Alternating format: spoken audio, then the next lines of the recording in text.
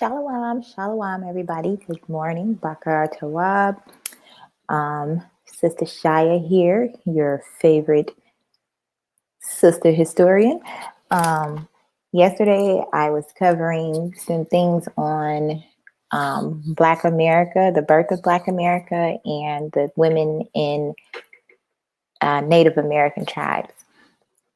Today, I'm going to touch on the myths of Black womanhood.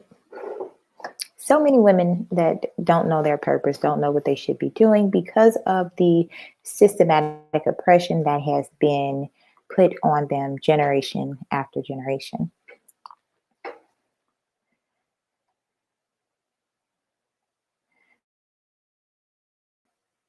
So, it is only recently that attention has been paid to the Black woman's image in the American popular mind.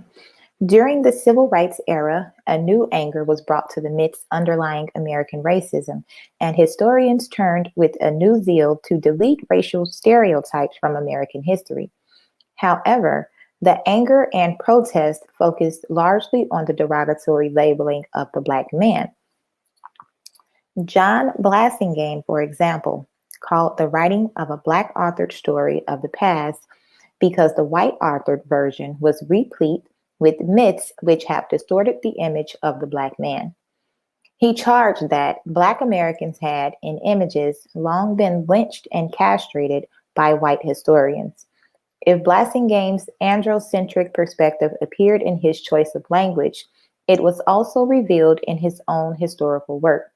In particular, and most effectively, he challenged the old stereotype of the slave as a Sambo. Indolent, faithful, humorous, loyal, dishonest, superstitious, improvident, and musical, a clown and congenitally docile. This historian argued that in reality, Sambo was essentially an invention of the antebellum Southern white imagination to alleviate fears of Black rebellion and provide relief from the anxiety of thinking about slaves as men. Yet, Blassingame's perspective analysis of this and other images of slave men did not show how relief was obtained from the anxiety of thinking about slaves as women. Generally, in such studies, the existence or significance of distinctive symbolizations of Black women was denied by omission rather than by commission. However, a 1976 book, Sexual Racism, moved toward explicit denial. Its author, sociologist Charles Stember, argued that sex was central to American racism. According to this analysis, the white man's sexual jealousy of Black men was the basis for his racial hostility, while his jealousy was reflected in and inflamed by the myths of Black male hypersexuality. In Stember's view, it has clearly been upon the Black male and not the Black female that the mythology of Black sexuality has largely focused. Stember argued that as early as the colonial era of the American past, white perceptions of Black men as, in effect, superstuds were concretized in myth into specific anatomical and physiological details. His penis was larger, his sexual capacity greater, his desire harder to satisfy. In Stember's view, his sexual capacity greater. In Stember's view, the notion that Black women were similarly hypersexed was not threatening in a male-dominated society, and hence the notion of Black sexuality has centered on the Black male. According to Stember's book, for these reasons, racist insistence upon the protection of white racial purity has historically focused upon the Black male. It was he who seemed to pose the threat of racial mongrelization. Hence, the image of the rapacious Black brute, the violator of white female purity, who could be controlled only by lynching, in effect midwifed the birth of racial segregation in Stember's view. As Stember and others have noted, the stereotype of the Black male rapist has long survived the dismantling of segregation. But not all would agree with him that though parallel myths developed around the Black woman, they are neither as widespread nor as specific. Instead, as Angela Davis has pointed out, the male rapist image has long been complemented by its inseparable companion, the image of the Black woman as chronically promiscuous. As attention is brought to the society's linked symbolizations of Black manhood and womanhood, the distinctiveness of the Black woman's image in the American mind also emerges. Deborah White has observed, if she is rescued from the myth of the Negro, the myth of woman traps her. If she escapes the myth of woman, the myth of the Negro still ensnares her. What must be emphasized, however, is that from this dual set of myths, the Black woman has emerged as significantly different in her image from either Black men or white women in America.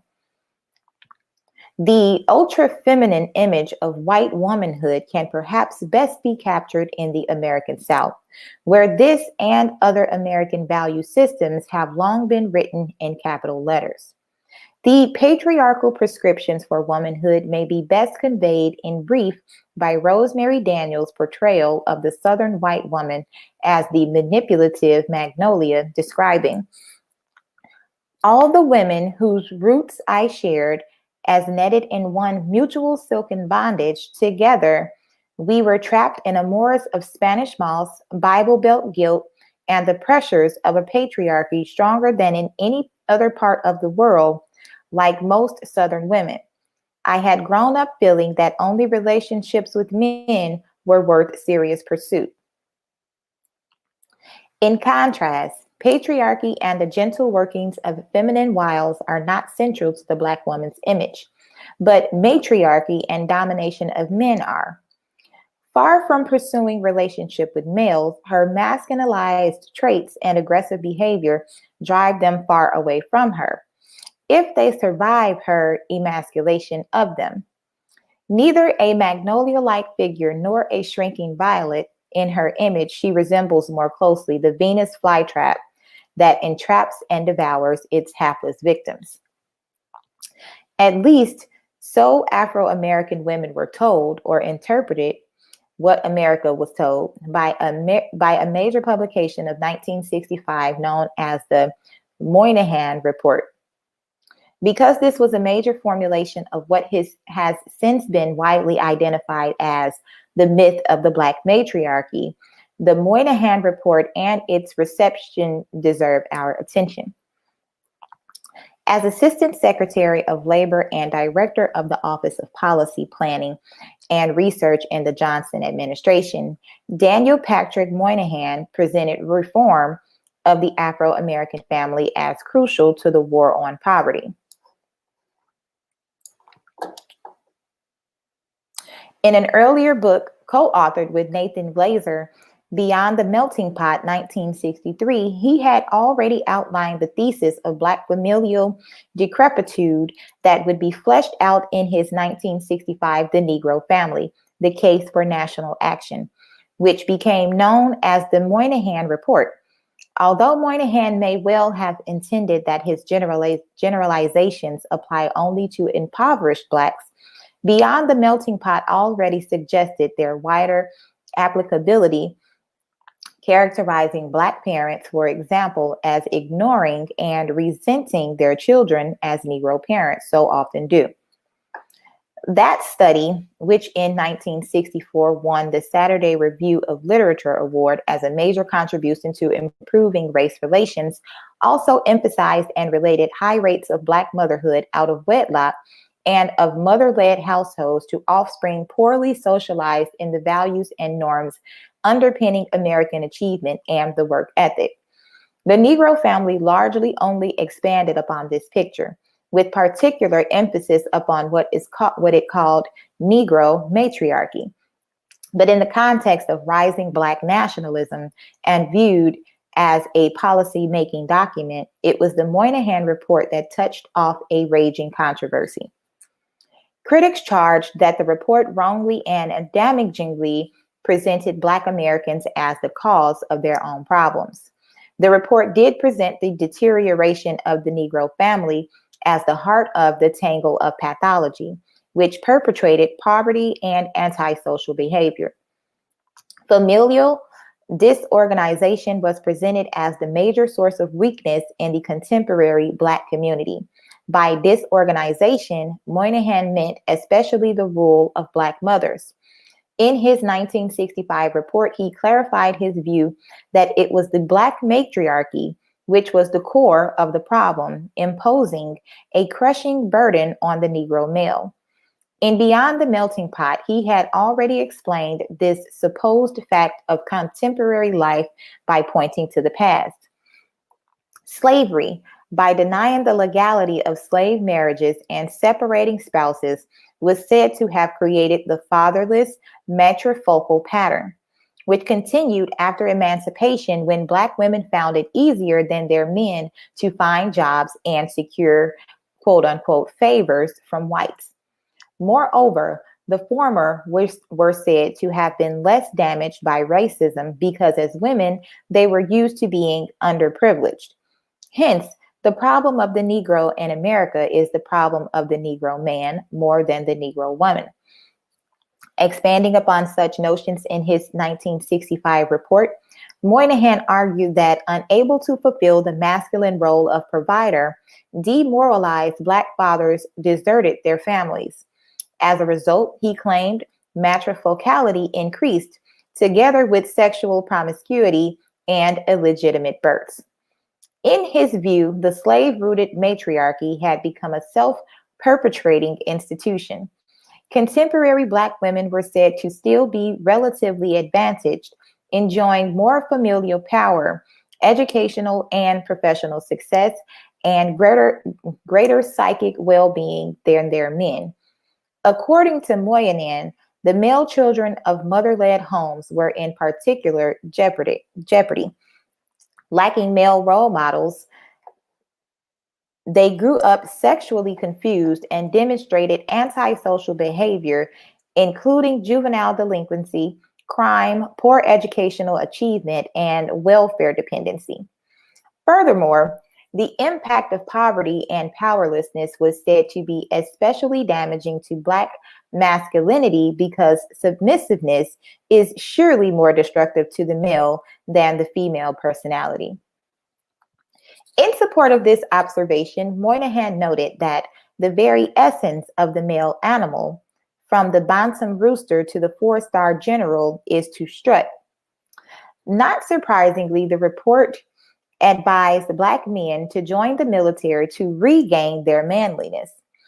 The armed forces offered an utterly masculine world away from women. The forces offered work, and Moynihan was interested in promoting the employment of Black men, even if this meant that some women's jobs had to be designed to enable men to fulfill them. Moynihan's message was clear, both inside and outside of the family. It was essential to establish the authority and manliness of Black men so that Afro-American gender relations corresponded to the normal patriarchal relations of the American way. And what he wrote had an unmistakable air of authority and plausibility. Indeed, Moynihan presented his Black matriarchy in a matter-of-fact, common-sense way. The appearance of this image in his report, essentially as a fact, which could be taken for granted, stemmed in particular from its presentation as the natural outcome of history, and from his references to such eminent scholars as Stanley Elkins, Thomas Pettigrew, and E. Franklin Frazier. These sources appeared to substantiate and conventional academic wisdom Moynihan's account of the historical evolution and dynamics of his dominant Black female, emasculated Black man paradigm. Thus, his thesis seemed to be firmly based upon history and upon officially endorsed reality. It seemed, as observed by Lee Rainwater and William Yancey, editors of the Moynihan Report and the Politics of Controversy, to say nothing new. They were therefore surprised by the controversy which it inspired. At first sight, however, some seemed to find the report quite non-controversial. For example, in her 1965 article in the Negro History Bulletin, Anne Allen Shockley accepted it as a taken for granted truth that under slavery, the Black woman had become the family matriarch and that matriarchal patterns remained predominant today. But Shockley pointed optimistically to eventual fulfillment of the Black woman's dreams in finding her likeness and identification in that of other women.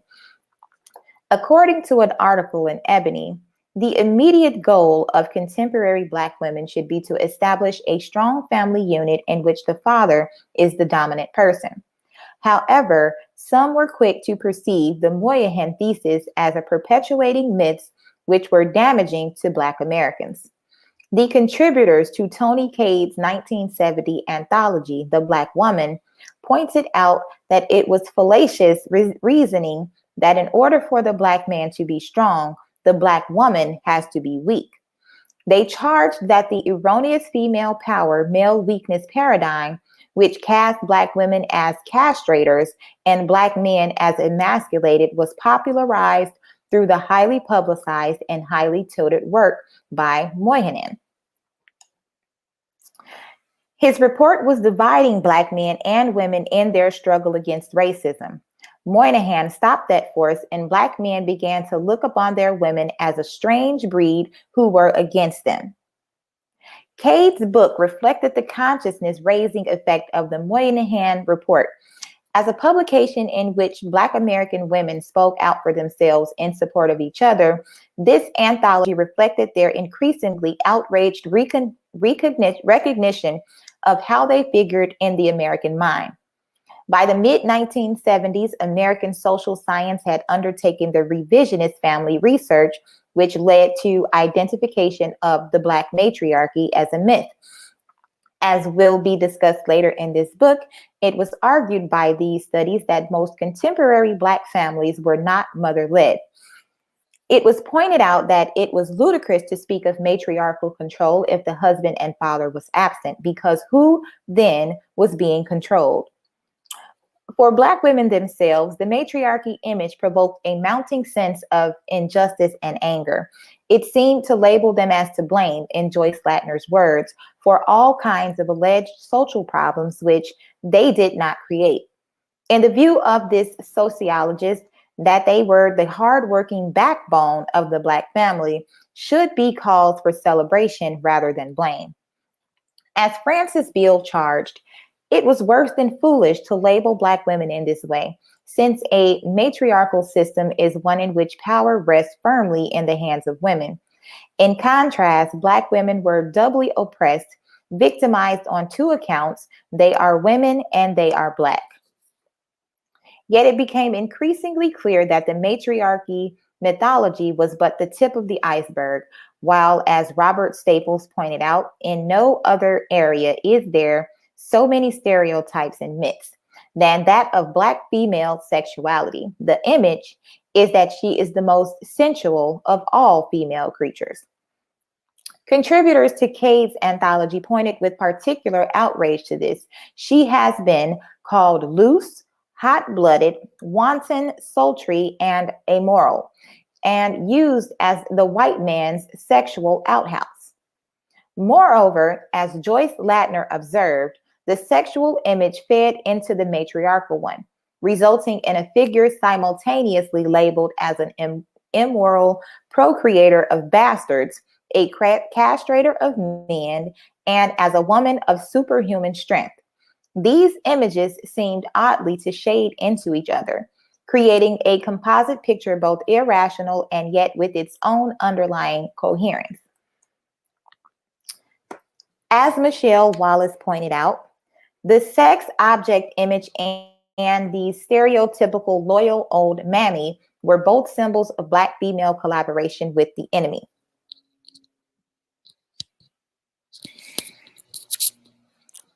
As slave-rooted images of Black women who had never been able to close their legs to a white man, nor deny our breasts to a white child, The images blended into those of the matriarch who had not allowed the Black man to be a man in his own house. In Wallace's view, the composite picture that emerged in total from the hell of a history, thus assigned to Black American women, was Amazonic. They know who we are. From the intricate web of mythology, a fundamental image emerges. It is of a woman of inordinate strength, less of a woman in that she is less feminine and helpless.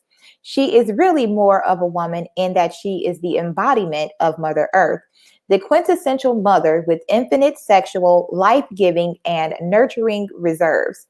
In other words, she is a superwoman. According to Wallace, this mythology was the reason for the apathy of many Black women to feminism. Their view of themselves as more oppressed by racism than by sexism was reinforced by the belief that they were already liberated Amazons and that the Black male's oppression was greater. Wallace claimed that feelings of guilt about their seeming excess of power over the Black male were feeding their support of male domination. As well, other studies emphasize the contemporary Black woman's internalization of the society's damaging images of her. Together with chronic socioeconomic deprivation, the pervasiveness of derogatory images was said to erode her self-confidence, to promote her negative self-identity as a loser, and at best, to inspire anxiety and confusion over her own identity. This is why so many women don't know what they should be doing. They don't know what path they should be on. They are oppressed, depressed, stressed out, and killing themselves. Accordingly, Joyce Ladner advised that a frontal attack must be made on the myths of Black womanhood as much as against hunger and brutality. Ultimately, all of these injustices are interdependent. Others focused more on the social and political functions of these conceptualizations as pillars of racial inequality. In Mae King's view, the politics of sexual stereotypes revolved around four central figures: the sex object, the tragic mulatto, who failed in her misguided attempt to pass as white, the inept and comical domestic servant, and the masculinized, domineering matriarch. Together, these shape the composite picture of a defeminized female failure. As well, according to King's analysis, this portraiture functioned to discourage the white male from marrying the Black woman and having to share his status, property, and power with members of the subordinate caste. In this way, the devaluation of Black womanhood reflected and perpetuated the power distance between whites and Blacks. But however the cultural imagery was interpreted, its origin seemed to circle back to the past. As Barbara Christian observed, the invidious Black matriarchy mythology appeared to be but another variation of the image of the mammy. As was increasingly recognized, such companion myths are not recent in their origins. Studies of the film industry have shown that among the stereotypes of Black Americans historically pervading American motion pictures, Mammy was very prominent. Played by Hattie McDaniel in the 1939 blockbuster Gone with the Wind, she was popular enough to win an Oscar, while, as Edward Mapp has observed, Hollywood, prone to replicate successes, wrapped a bandana around the head of each working Black actress. The parade of screen mammies, cast as jolly and warm, also typed them as huge, tough, and masculinized enough to emphasize the ultra-femininity of the white female stars. Included among the visual media's cast was also the exotic mulatto, usually played by a white woman. Like Mammy, this seductive figure flourished especially during the Depression era, at a time when the public sought escape from realities into fantasies, either comical or sexually titillating. In post-World War II America, the exotic mulatto became on the screen a more tragic figure, modeled after Pinky of the 1949 movie of that title. Foiled in her attempt to pass into white society, exposed as a Negro, she often met with a sad fate, or at least lost her white man. As well, the post-war Mammy was updated into the shrewish sapphire figure of the popular Amos and Andy radio and television series. With colored folks, this caricatured figure became a bossy black bitch, although remaining a faithful servant to the white family. Thus, the Mammy became an explicitly matriarchal figure who wore the pants in her own home and made a fool of her own man, or of her man. Indeed, as Edward Mapp noted in the early 1970s on the screen, the thin line between Black Mammy and Black matriarch may be distinguished largely by whether the old girl is presiding over a white or Black household. He noted, too, that by then the female mulatto had moved back toward her exotic sex object image used and abused by men in the new sexploitation films. In sum, Mapp pointed a tragic history of stereotyping and a steady procession of mammies, maids, misogynist matriarchs, madams, and assorted make-it-for-money types. But what he discovered as a half-century of screen humiliation for the Black woman led others still further back in time and into other media of transmission. According to Karen Sue Warren, Jules' findings, the screen mammy had evolved from a stock character of late 19th century fiction, but in the Britain media, she had been a capable figure performing a valuable role for white families. In contrast, in the visual media, she became more depreciated, an inept and comical character capable only of the most simple menial labor. In Jules' view, as this Aunt Jemima figure became the most prevalent film image of Afro-American women, it became the popular culture's central symbol of Black womanhood, typing Black American women as tough and defeminized and born to perform menial service for whites. However, it has become increasingly apparent that however she has been updated, the mammy's origins circle ultimately back to the Old South. As Barbara Christian has found, the mammy constitutes one of the most dominant images to emerge in Southern life and literature. As well, recent studies by Christian and others have cast new light not only upon Mammy, but also upon her kin. These studies have demonstrated that, in Catherine Clinton's words, sex is as critical a factor for understanding social relations in the South as race. By discovering the webbing of images of Black and white women, which were a basis for Old South mythology, it is also increasingly clear that the one set of images cannot be fully understood without the other, just as the mammy and the lady were integrally related figures. As Clinton has shown, the lady idealization of Southern white womanhood propped up both slavery and patriarchy. According to this symbolization, the plantation mistress was, from patriarchal perspectives, an ultra-feminine creature, delicate, sexually pure, and devoted above all to her family. Dependent and differential to men, the lady was, in her image, rewarded by being protected, worshipped, pedestaled, leisured, and advantaged. Clinton argues that in reality, the plantation mistress was a hardworking and capable woman responsible for the management of slaves and assigned a host of onerous responsibilities. These included the production of the numerous offspring which were essential to the status and perpetuation of the patriarchy. The master's children also had to be and be known to be racially pure, that is, of all white ancestry, in a society which based slavery upon Black ancestry. Thus, that the plantation mistress conformed to the lady ideal was essential to white male supremacy and to the maintenance of slavery. In Clinton's words, slavery exaggerated the pattern of subjugation that patriarchy had established. In Clinton's analysis, the lady has emerged as strikingly akin to her slave sister in her subordination by white male supremacy, but as blinded to reality by the patriarchy's use of near identical ideological warfare against both women and slaves.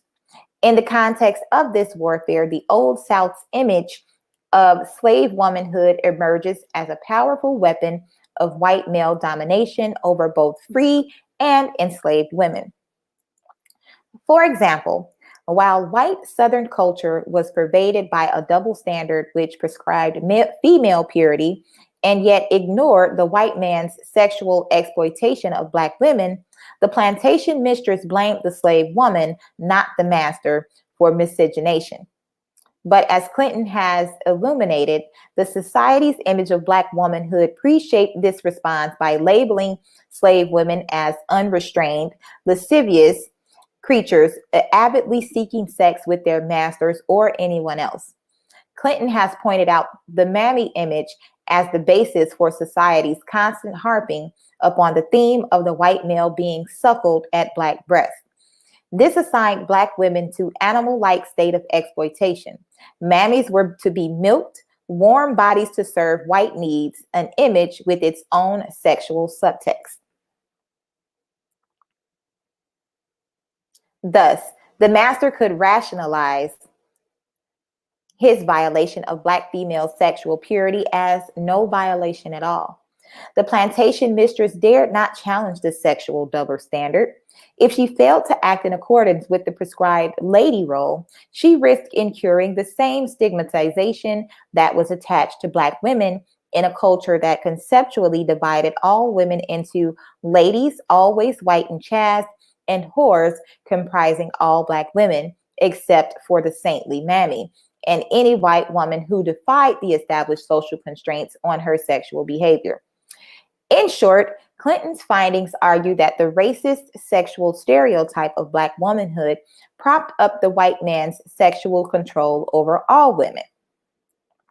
Similarly, and by exploring the Old South through its literature, Minrose Gwynn has found that as obverse images in the popular mind, the chaste belle and the lustful female slaves evolved into rigid stereotypes. As Gwynn has argued, the virgin whore dichotomy, which was imposed upon white and Black Southern women, must have deeply affected their images of themselves and of each other.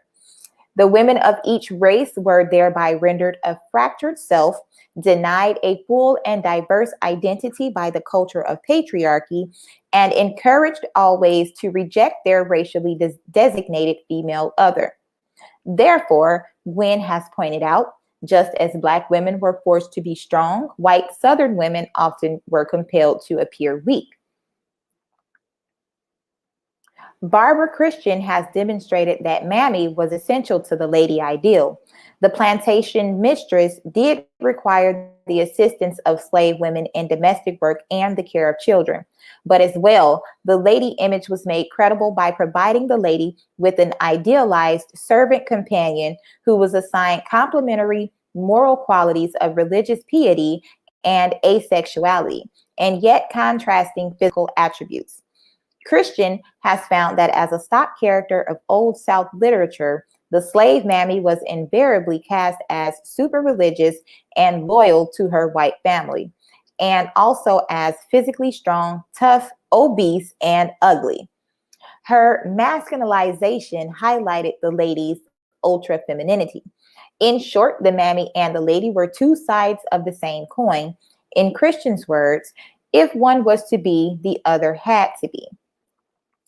Deborah White has also pointed to the mammy as complementing the cult of domesticity, which regulated white women to home and family. As she has noted, mammy's image was as the foremost big house slave. A maternal figure, she loved the white children whom she nursed and raised, while she was also in charge of all domestic management, in effect as the surrogate mistress and mother. In reality, White has argued no one slave woman served all of these roles, and the reality of mammy and female household service does not square with the mammy legend. But in her image, Mammy simultaneously symbolized the ideal slave and the ideal woman. Moreover, in White's view, the mammy's desexualized image was fundamental to the defense of slavery as an institution that promoted racial affection, but not, as Northern abolitionists charge, illicit sexual intimacy. This figure was all the more essential to the South's romanticization of slavery as an extended white-black family because of the female slaves Jezebel typing as a lascivious woman who invented the white man's sexual attention. As White has pointed out, the Jezebel image evolved in part from the physical conditions of slavery, as the slave woman necessarily hitched up her skirts to work and was forced to disrobe for inspection at slave auctions, in a society where it equated increasing layers of clothing with female respectability. Also, the master's interest in her ability to procreate new slaves rendered her sexuality and fecundity matters of public discussion. But as well, by labeling the female slave as a Jezebel, the master's sexual abuse was justified by presenting her as a woman who deserved what she got. The white man could also deny the challenge posed to patriarchal mythology by this woman who could do man's work by labeling the slave woman as a sexual animal, not a real woman at all. However, the more she was treated and viewed as a Jezebel, the more essential Mammy became as the counter image of slavery's racial intimacy. Thus, as White has illuminated, Mammy and Jezebel were also two sides of the same coin of Southern mythology. Moreover, as Catherine Clinton has pointed out, as a figure assigned masculine attributes and substantial authority, the Mammy was the other side of the same coin, which typecast the slave man as Sambo. Because the only Old South image of Black power was Mammy, who devoted her power to collaboration with whites, the Sambo figure was a major figure of the society's emasculation of slavery. In image, Mammy confirmed Sambo, the stereotypical docile, demasculinized slave man. Thus, these linked representations rendering slave women as other than womanly and slave men as other than manly stripped the enslaved of a gender identity. In short, it is now apparent that the oppression of slavery cannot be fully understood without complementing attention being paid to Uncle Tom and his kin by paying equal attention to Mammy and her kin. The Old South sought to alleviate its anxieties not only about seeing slave men as men, but also about seeing slave women as women. Moreover, because the sexual dynamics of slavery can no longer be ignored, it also becomes increasingly clear that, as Barbara Christian has pointed out, the racism that Black people have had to suffer is almost always presented in peculiarly sexist terms. That is, the wholeness of a person is basically threatened by an assault on the definition of herself or himself as male or female. This constitutes a most dehumanizing assault. Elizabeth Fox Genovese has emphasized that for human beings, gender defines their innermost identities, their ideals for themselves, and their views of the world. Sexual identity lies at the core of any individual's sense of self, and attention to the historical continuity of this assault points to the modern myths of Black womanhood as truly nothing new. Indeed, as Deborah White has observed of the modern woman's image as a domineering Black woman who consumes men, it circles back to the Jezebel slave seductress figure.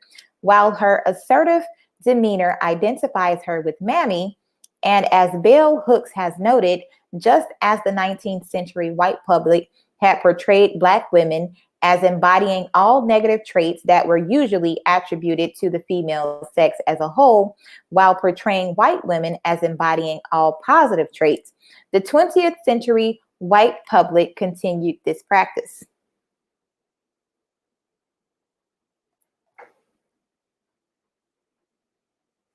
Recent studies have emphasized both the continuity and the damaging consequences of society's assault on Black womanhood for relations between Black men and women. In Bell Hook's view, through the matriarchal mythology, white racist oppressors have been able to forge bonds of solidarity with Black men based on mutual sexism by scapegoating the Black woman for the Black man's inability to play the traditional masculine role in a racist society. Thus, while negative images of Black women affect all Americans, they also promote special divisiveness between Black men and Black women. Michelle Wallace has argued that from the hell of a history assigned to Afro-American women have emerged the images of Black female strength and Black male weakness that created the myth that they were weak because we were strong. In addition, recent feminist research has emphasized the divisive consequences of these images for all American women. They have functioned to perpetuate, in the words of Phyllis Marnick Palmer, an overriding dualism of female identity. Her analysis begins with the paradox that the women's movement seems often simultaneously to use Black women as symbols of female liberation and to criticize their failure to support the movement. As she noted, the 19th century Black abolitionist and women's rights leader Sojourner Truth is a popular feminist emblem. Hence, Palmer has asked, why has the feminist movement embraced Black women as images of strength and pathos while often ignoring their own views and needs? In answer, Palmer has turned to society's historically dichotomized conceptualization of Black and white womanhood, which assigned to white women the idealized attributes of true womanhood and cast Black women as fallen womanhood. Barbara Welter has pointed out that during the 19th century, the Victorian cult of true womanhood prescribed not only female domesticity, but also chastity, piety, and dependency on and deference to men, together with other patriarchally prescribed feminine virtues. Thus, Palmer has noted the good woman was by definition pure, clean, sexually repressed, and physically fragile. In contrast, the bad woman was by definition the woman without male protectors who provided for herself. The Black woman was therefore de facto the bad, unwomanly woman, cast in Palmer's words as dirty, licentious, physically strong, and knowledgeable about evil. Palmer's analysis goes further to argue that in America, the evaluated status of white womanhood has been crucially reinforced by this racial representation of bad womanhood in a way that has provided important psychological incentives for conformity to woman's place. In Palmer's view, American white women have historically accepted the constraints of that place because the black-white, bad-good categorization has so powerfully reinforced their evaluated self-image.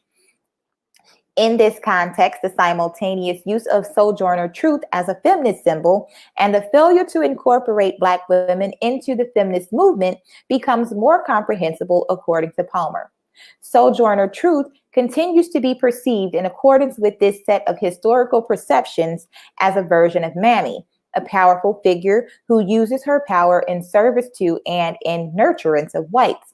The image of white woman being cradled in a Black woman's arms has exerted a lasting appeal. But Mammy cum Sojourner is also a defeminized figure who reflects continuing assumptions that Black women deserve their inequality because they are losers as women. In short, Palmer argues that the psychological rewards of the white woman's pedestaled image remain crucial today. Therefore, while Black women may be embraced as symbols of female strength and pathos, they are still not embraced as equals.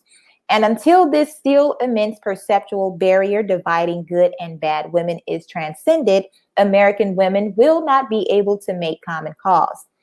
In sum, recent analysis have pointed to the power of racist, sexist mythology to divide women from women and to separate white Americans from Black Americans, as they should, as well as to construct barriers separating Black men and Black women. But that's where y'all messed up. However, To challenge fully these perceptual barriers dividing person from person, it is essential to recognize that they have been very deeply embedded into an edifice all the more durable because apparently built out of history and solid and reliable fact. What follows will argue that American scholarly discourse has played a major role in constructing as factual a story of Black women's history that was endorsed the culture's most derogatory myths of Afro-American womanhood. One second.